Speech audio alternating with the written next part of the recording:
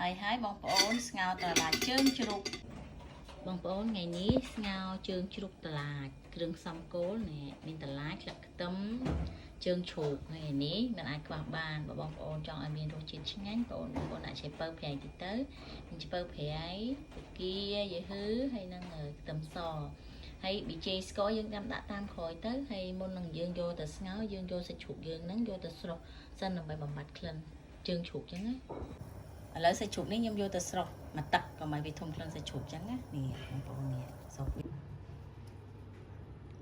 ឡូវនេះយើងដាក់ទឹកដាំដើម្បីស្ងោរត្រឡាចជើងជ្រូកបងប្អូនចាអញ្ចឹងយើងបង់ខ្ទឹមចូលឲ្យទៅខ្ទឹមបំពុះហ្នឹងហើយឆេពៅហ្នឹងយើងបង់ចូលទៅ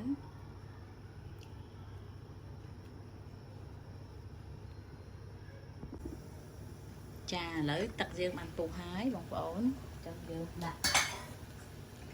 ប៊ីក្រៀមដាក់ចូល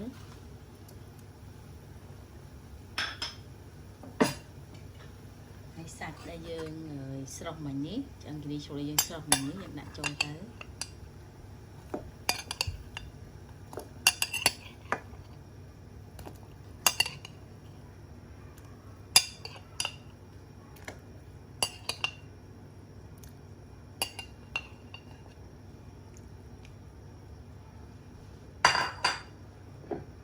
គ្រឿងផ្សំដាក់ទឹកត្រីកន្លះ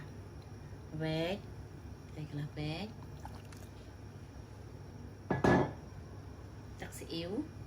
ទឹកស៊ីអ៊ីវកន្លះវែកដែរ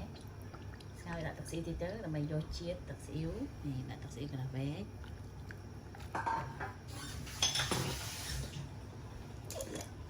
ប៊ីចេង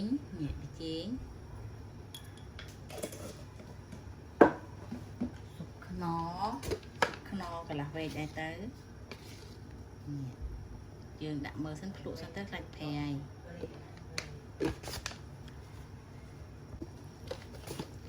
ស្ករខ្ញុំដាក់ស្ករថែមបន្តិចស្ករស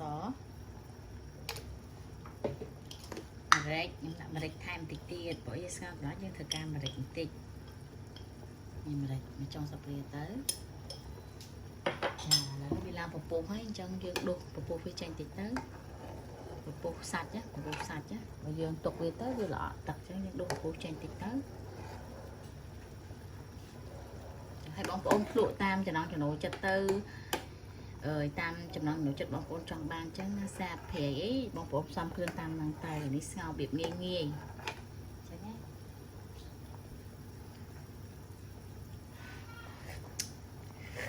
ចំពោះខ្ញុំរសជាតិប៉ុណ្ណឹងបានហើយព្រោះខ្ញុំមិនសូវញ៉ាំប្រៃពេកទេមកល្មមអញ្ចឹងណាបើបងប្អូនចង់ផ្អែមដាក់រៀងស្ករថែមតិចទៀតទៅតែចំពោះខ្ញុំគឺល្មមហើយអញ្ចឹងណាបងប្អូនអញ្ចឹងយើងងាស់ជើងជ្រូកហ្នឹងឲ្យរៀងផុយតិចទៅចាំយើងដាក់ត្រឡាចចូលជើងជ្រូកយើងឆ្អិនហើយគាត់ថាខ្ញុំងាស់រៀងផុយតិចអញ្ចឹងណាឥឡូវហ្នឹងជើងជ្រូករបស់យើងហ្នឹងរៀងផុយហើយអញ្ចឹងខ្ញុំដាក់ត្រឡាចចូលណាបងប្អូនឃើញទឹកក្រហមហ្នឹងដោយសារខ្ញុំដាក់ទឹកស៊ីអ៊ីវទេយើងលួចទឹកស៊ីអ៊ីវតិចទៅដើម្បីឲ្យវាស្ងោរទៅមានជាតិអញ្ចឹងណាចាឥឡូវហ្នឹងខ្ញុំដាក់ត្រឡាចចូលហើយនេះត្រឡាចចាដាក់ត្រឡាចចូលហើយត្រឡាចហ្នឹងបងប្អូនងាស់ទៅបើបងប្អូនចង់បានផុយបងប្អូនងាស់រៀងយូរតិចទៅបើបងប្អូនចង់បានល្មមបងប្អូនកត់ងាស់តែល្មមទៅបានហើយតាមចំណង់ចំណូលចិត្តរបស់យើងអញ្ចឹងណាតែខ្ញុំចូលចិត្តតែល្មមខ្ញុំអត់ចូលចិត្តរលួយពេកទេណាឥឡូវនេះខ្ញុំដាក់ត្រឡាចចូលហើយចាហើយយើងងាស់វាមិនស្ទុះទៀតទៅដើម្បីឲ្យបន្លែរៀងឆ្អិនទៅអញ្ចឹងណាចាស្ងោរត្រឡាចយើងឆ្អិនហើយឥឡូវបន្លែឆ្អិនហើយណាអញ្ចឹងនឹងរលឹកខ្ទឹមវាលឹកខ្ទឹមបងប្អូននេះចាហើយដល់វាអាយដល់វាយើងដួសដាក់ចានហើយដល់វាអាយស្ងោរត្រឡាចបែបងាយរសជាតិឆ្ងាញ់ពិសេសបងប្អូនជួយ subscribe ខ្ញុំម្នាក់មួយផងដើម្បីបានមុខម្ហូបថ្មីជារៀងរាល់ថ្ងៃហើយនេះមុខម្ហូបងាយបងប្អូនអាចសាកស្លតាមខ្ញុំឆ្ងាញ់ប្លែកមួយយ៉ាងដែលវាចំណុចពិសេសសាមញ្ញតែប៉ុន្តែឆ្ងាញ់ហើយបងប្អូនស្ងោរត្រឡាចជើងជ្រូករូបមន្តគ្រួសាររសជាតិសាមញ្ញប៉ុន្តែរសជាតិមកអែមស្ងោរត្រឡាចជើងជ្រូកពិសេសបងប្អូនតនេះធ្វើសាកញ៉ាំទាំងអស់គ្នាទៅរសជាតិនេះមកអែមហ្មង